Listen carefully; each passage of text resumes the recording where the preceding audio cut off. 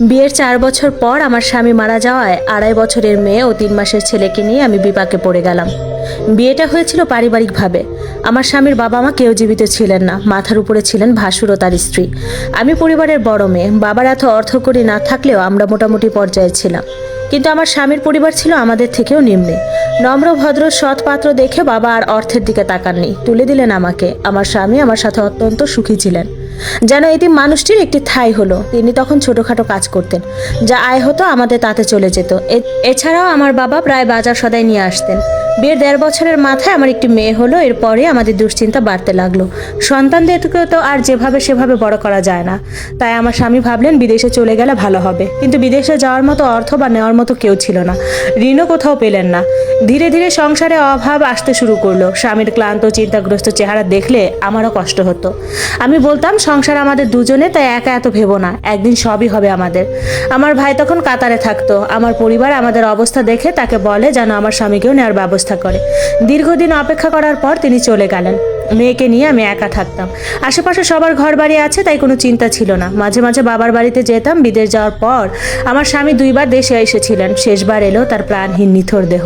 তিনি ক্যান্সারে আক্রান্ত ছিলেন এবং ওখানেই মারা যান। সেই দিনটি আমার জন্য ছিল বিভীষিকাময়। চিৎকার করে কেঁদে বারবার জ্ঞান হারিয়েছি। ভবিষ্যতের দুশ্চিন্তা থেকে মানুষটাকে হারানোর যন্ত্রণা আমায় শেষ করে দিচ্ছিল। আমি তার ভালোবাসা, যত্ন, অভ্যাস কিভাবে ভুলি? সুখের প্রতিশ্রুতি তো তার সাথেই ছিল। বাঁধ ভাঙা কান্না যেন থামছেই না। এত আর্তনাদ, তীব্র কষ্ট কিভাবে দূর করব? মানুষটার এত স্মৃতি ভুলে যাওয়া কি খুব সহজ? স্বামীর মৃত্যুর পর ভাসুর উঠে পড়ে লাগলেন আমাকে তাড়াতে। 2 রুমের এক মাটির ঘর নিয়েও তাদের অনেক লোভ ছিল। স্বামীর শেষ সম্বল ছাড়ার ইচ্ছে আমার নেই, আবার তাদের সাথে মোকাবেলা করার শক্তিও নেই। 40 দিন পার হওয়ার আগেই বাড়ির সবাই সরাসরি আমাকে আক্রমণ করলো। 2 দিন পর পর এক একজন এসে নানা রকমের হুমকি দেওয়া শুরু করলো। তাদের ইচ্ছে ছিল আমি যেন এখান থেকে চলে যাই, যাতে আমার কুড়ে ঘরটাও দখল করতে পারে। সত্যি, স্বামী মারা গেলে মেয়েদের শ্বশুর বাড়ি বা স্বামীর বাড়ি বলতে কিছুই থাকে না। রাত হলে ওরা আমার ঘরের টিনে ঢিল ছুড়তো, নানানভাবে ভয় দেখাতো। সবাই নিজেদের রাস্তা আলাদা করে নিয়েছিল, কিন্তু আমার ঘর মাঝখানে থাকায় আমার উঠোন বা রাস্তা বলতে কিচ্ছু ছিল না। তাই ঘরের পিছন দিকে গিয়ে ঘুরিয়ে যেতে হতো। এদিকে আমার এভাবে থেকে যাওয়াতে আমার বাবা কখনো রাজি ছিলেন না। তিনি সপ্তাহে 2 দিন আসতেন আমাকে নেওয়ার জন্য। প্রতিবার আমি বারণ করতাম। বাবাকে কিভাবে বুঝাবো? মানুষটি মরে গিয়েও তার ভূমি চিরদিনের জন্য আমার হৃদয়ে রেখে গেছে। তাই আমি প্রাসাদের লোভ দেখালেও এখান থেকে এক পাও এগুবো না।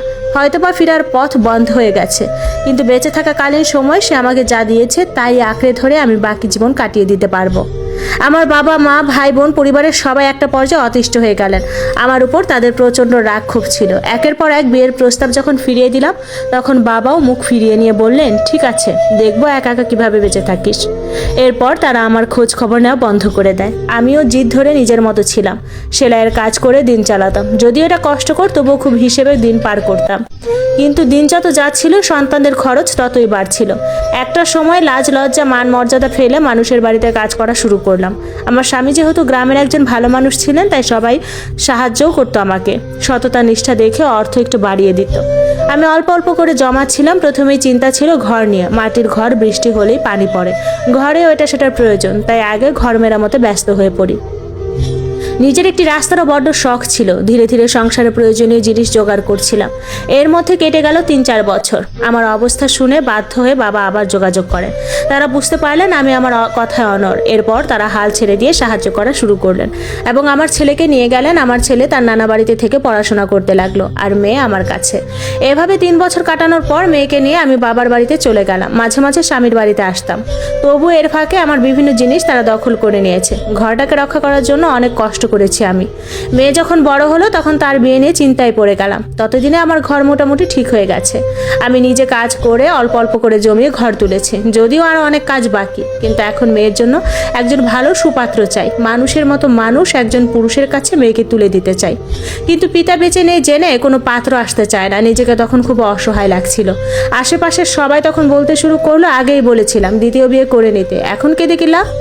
স্বামীকে ছাড়া দীর্ঘ 18 বছর কাটানোর পর আমি পুনরায় ভেঙে পড়লাম। এতগুলো বছরে মানুষদের অনেক কথা শুনেছি, ধৈর্য ধরেছি। আপনজনদের থেকেও প্রতারিত হয়েছি, সম্মানের ভয়ে কতটা রাত নির্গুমভাবে কাটিয়েছি, কতদিন কত বেলা উপোস থেকেছি, কিন্তু কখনো কাউকে বুঝতে দেইনি। এত বছরের যন্ত্রণা এখন যেন আর উপচে পড়ছে।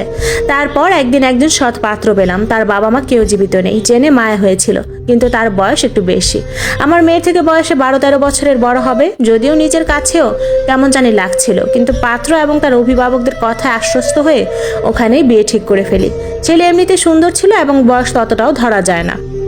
বিয়ে দেওয়ার পর লোকেরা আবার বলতে শুরু করলো আমি নাকি টাকার কাছে মেয়েকে বিয়ে দিয়েছি। হাসি পায় তাদের কথা শুনে। জীবন চলার পথে সাহায্য করার মতো কাউকে পাশে পাওয়া যায় না, কিন্তু কাটা বিছানো লোকেদের অভাব নেই। লোকেদের সমস্ত অপমান এখন আমি সহ্য করছি। আমার মেয়ের শাশুড়ি তাদের বিয়ের কয়েক মাস পূর্বে মারা গেছেন বলে মেয়ে জামাই আমাকে ভীষণ ভালোবাসে, নিজের মায়ের মতো দেখে। আমিও তাকে নিজের ছেলের মতো আপন করে নিয়েছি।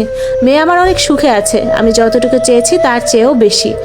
মেয়ের ঘরে নাতিও হয়েছে, সেই নাতিকে নিয়ে আমার একটা বছর অনেক সুন্দরভাবে কেটেছে।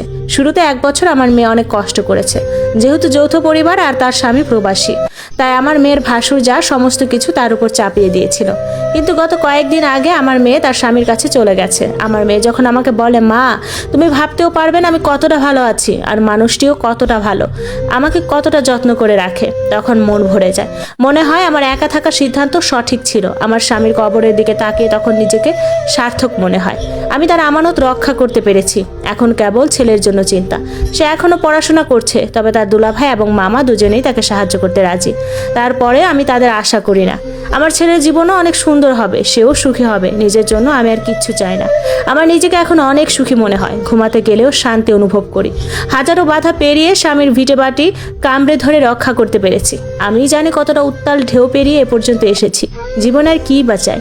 4 বছরের সংসার জীবনে মানুষটা আমাকে এত পরিমাণ ভালোবাসা দিয়েছে যে আমি সেসব স্মৃতি আঁকড়ে ধরে কাটিয়ে দিয়েছি 20 বছর।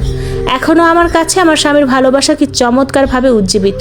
সবসময় মনে হয় এই তো সেদিন সে আমার পাশে ছিল, তার সাথে কেটেছিল কত সুন্দর দিন। 20টা বছর যখন থাকতে পেরেছি, আশা করি মৃত্যুর আগ পর্যন্ত আমি আমার স্বামীর স্মৃতি ধরে রাখতে পারবো।